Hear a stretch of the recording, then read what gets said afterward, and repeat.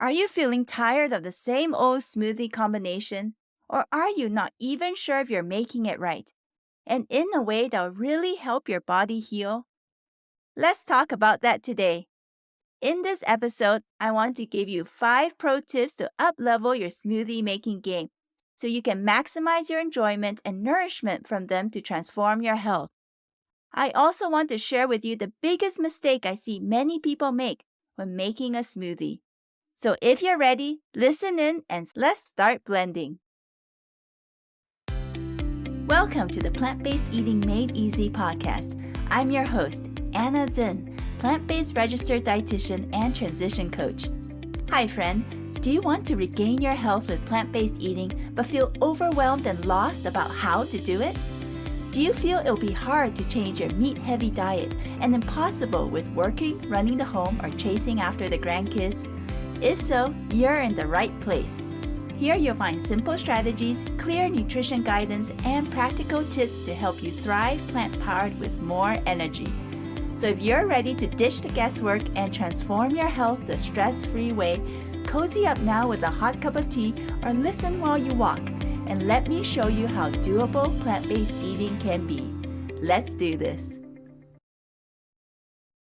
Hi friend, I'm excited to have you join me for this episode of the Plant-Based Eating Made Easy podcast. Even if you have multiple health challenges, are used to a meat and processed foods heavy standard American diet, or are struggling to balance work and family or caring for others, I want you to know that your plant-based diet transition can and should be doable and stress-free. You just need the right strategies, skills, recipes, guidance, and support to help you on your journey. So if you need extra support moving towards plant-based eating, reach out to connect with me at healthnow@plantnourish.com. You can also apply for a free rapid health transformation call with me using the link in the show notes as well. I want to help you build a life you love with more energy and less health challenges. Now let's move into today's topic. There are quite a few smoothie recipes you can find online nowadays, which is exciting because this means there are many different combinations you can try. But like vegan or plant-based recipes, just because there are so many recipes available doesn't mean they are all healthy and good for you. You always need to look at the ingredients used in the recipes. I remember a client of mine writing to me in excitement after finding and enjoying a smoothie recipe he found online. He shared the ingredients with me.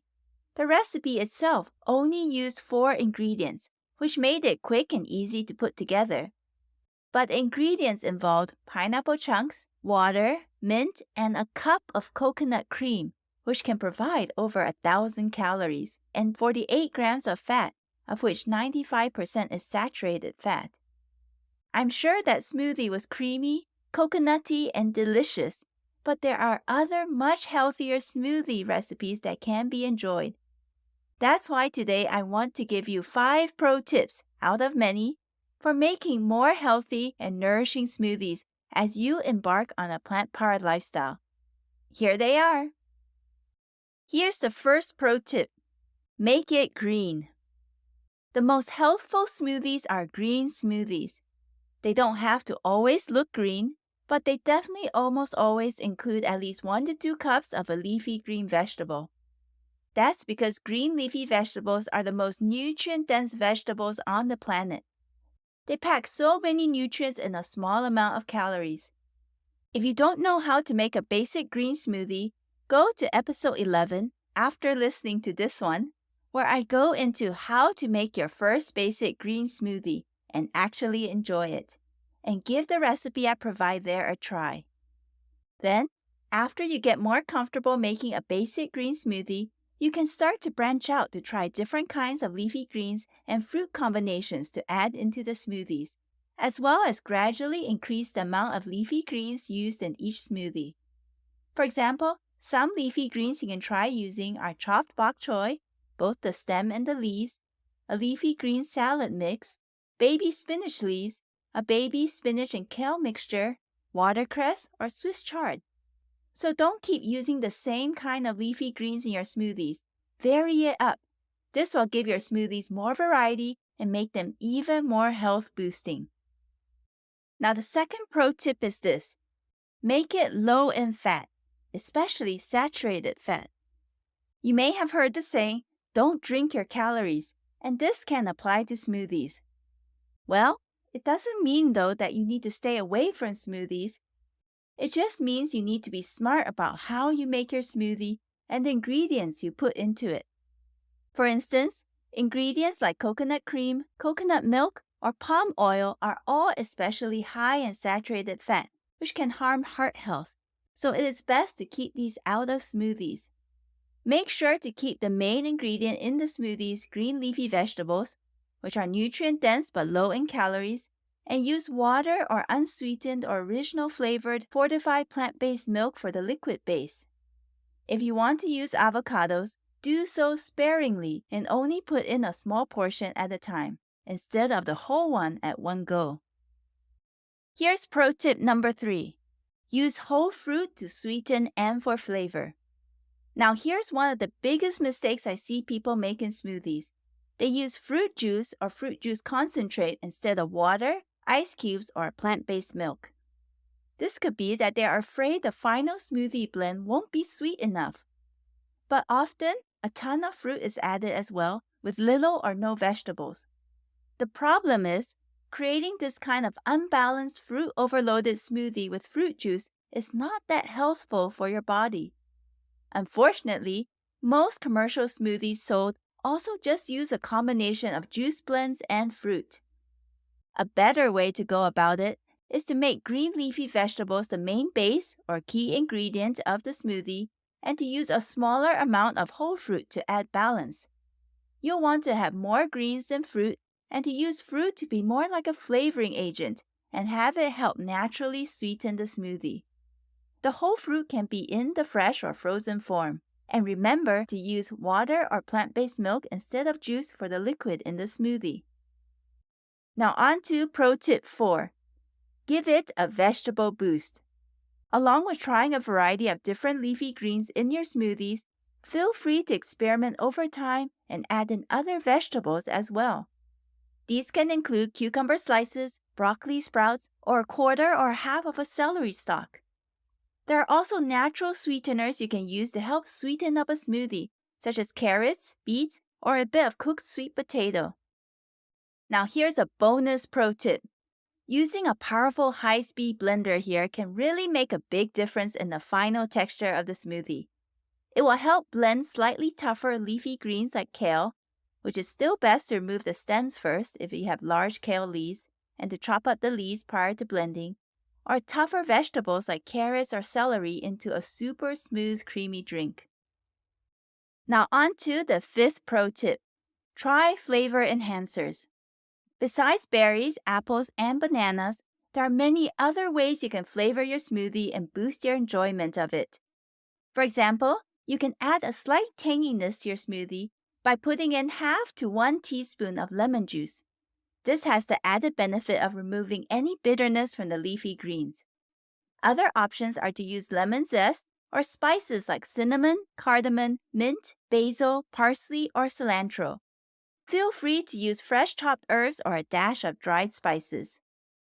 Will it take a bit of time? Yes, it will. I still remember making my first green smoothie a few years ago and having my family try it. It was definitely a new experience being intentional about adding in vegetables, especially leafy greens, to make a smoothie. The end product looked different with a greenish tinge, and it wasn't nearly as sweet as commercial smoothies. At first, it took some getting used to for my husband, who has a sweet tooth. But my children loved the green smoothies right away. And since then, I've tried different combinations, and my husband is now used to having green smoothies regularly. So even though it may taste slightly different at first from the super juice and fruit-sweetened store-bought versions, know that you too can begin to enjoy your own truly nourishing smoothies at home. So today I gave you 5 top pro tips plus a bonus one for making more healthful and nourishing smoothies. These are: first, to make it green; 2, make it low in fat, especially saturated fat; 3, Use whole fruit to sweeten and for flavor instead of juice. 4. Give it a vegetable boost. And 5. Try flavor enhancers. Now, if you feel you're up to the challenge, here's an action step you can take. Pick 1 or 2 of these pro tips and apply it to your next home smoothie. Then tell me how it went by sending me an email to healthnow@plantnourish.com. I hope you've enjoyed these 5 top pro tips I've shared today to help you up-level your smoothie making game, along with some definite do's and don'ts. Thank you for listening today and allowing me to journey alongside you towards optimal health and nutrition. I want you to remember this. Moving to plant-based eating doesn't need to be difficult or hard. It can be doable and enjoyable. For further help and support, check out the links to available free resources and learning opportunities in the show notes of this episode.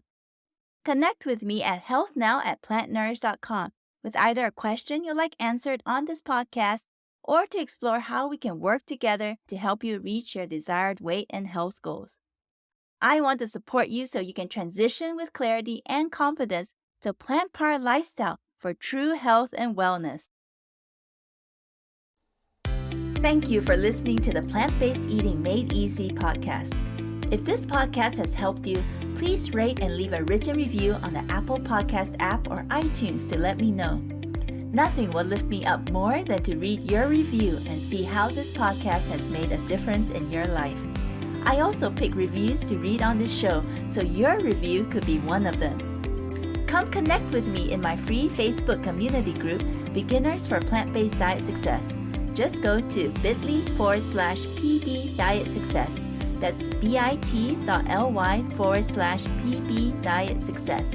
You can also subscribe and follow this podcast to get notified when a new episode goes live.